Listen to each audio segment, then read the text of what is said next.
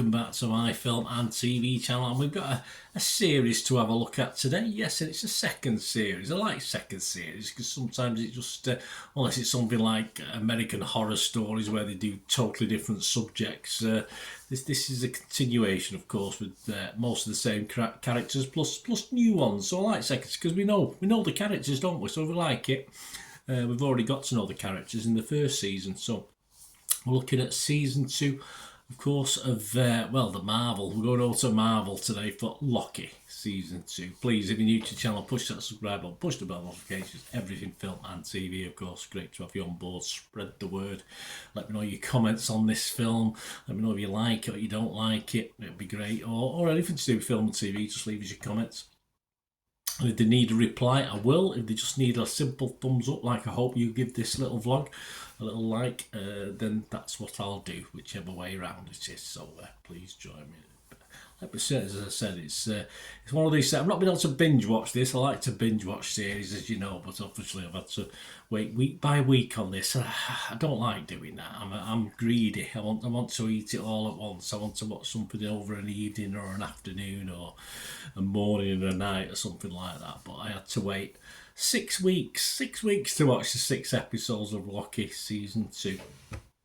It's, of course, based on Marvel Comics featuring the character of the same name, and it sees Loki working with Mobius and Mobius, or Moby, Hunter B-15 and other members of the Time Variance Authority, or TVA to you and me, to navigate the multiverse, which I'm not a big fan of the multiverse, but we'll talk about that, in order to find Sylvia Ravonna, Renslayer and Miss Minutes. It's set in the Marvel Cinematic Universe, MCU, sharing continuity with the films of the franchise, of course. I get all confused with this lot.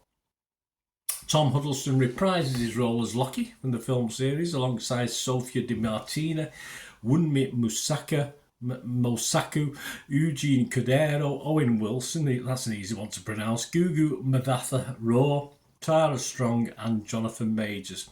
They all reprise their roles from the first season. And you've also got, added to that, you've got Raphael Cassell, Katie Dickey, Liz Carr and Ke-Hu Kwan.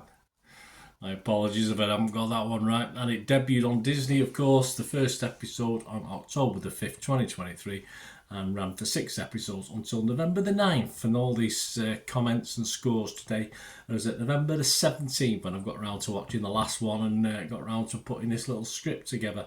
Of course, this is part of Phase 5 of the MCU. Will it ever end? Well, yeah, sort of.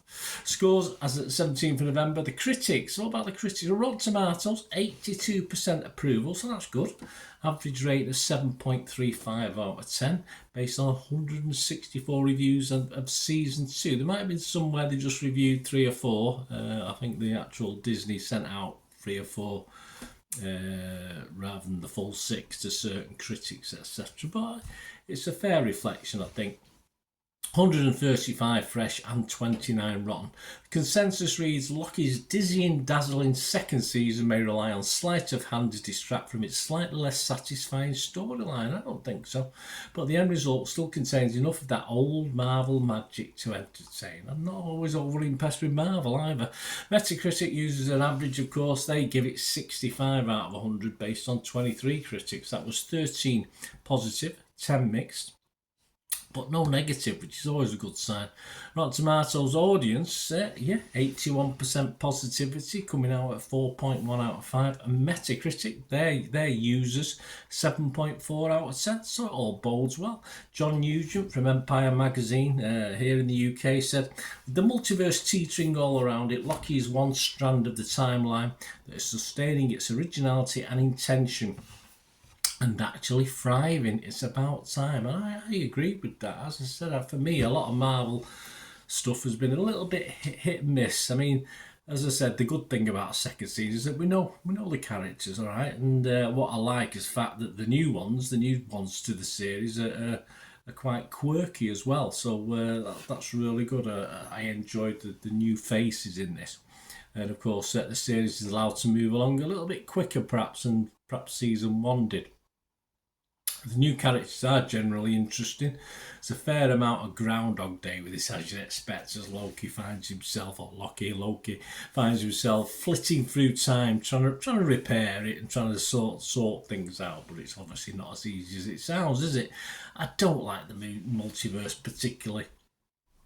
I think it's a cop out. I think it's lazy writing most of the time, this multiverse thing. But this sort of worked for me. I quite enjoy this time travelling element as a divergent timeline story. Just appealed to me.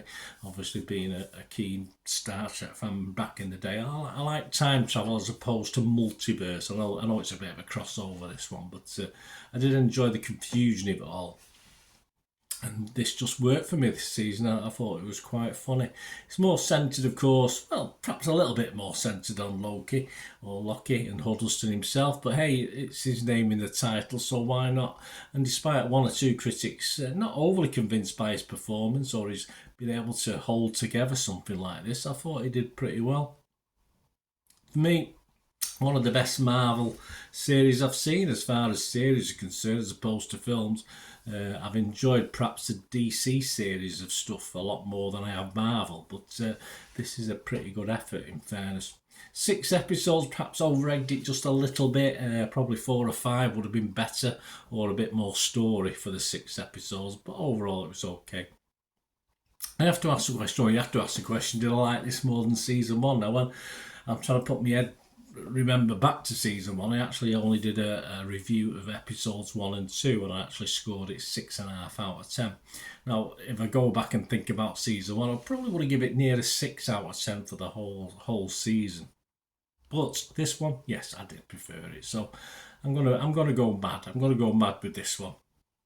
I'm going to be fresh with it. I'm going to be positive on Metacritic, fresh on Rotten Tomatoes, and I'm going to give this a good, healthy 7 out of 10. I found it very entertaining, and for me, a little bit more entertaining than season 1, although some people don't agree.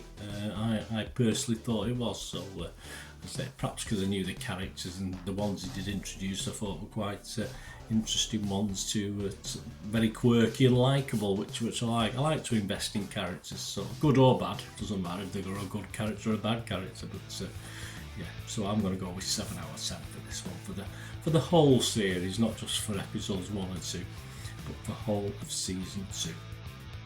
Let me know what you think, guys. Great to hear from you. Till we meet again, only ask one thing, don't I? Please stay safe, everyone. Bye for now.